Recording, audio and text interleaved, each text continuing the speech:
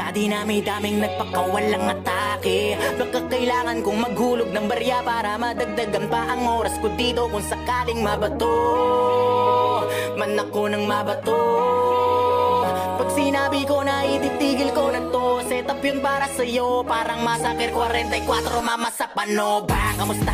Balita ko, kapos na yung bawat tira na pahaging saan na napunta. Inaabangan ko pa naman parang ambagan sa inuman. Ako yung madalas na pulutan sa kwentuhan, hindi ba naubos yan? Pero kahit na ganoon, sinasanay ko aking sarili. Ganyan talaga pag mabait ka, lahat ay nawiwili. Kaya dapat pinipili, pag-isipan na mabuti. Walang masama na kumilatis kaysa sa huli kang magsisi.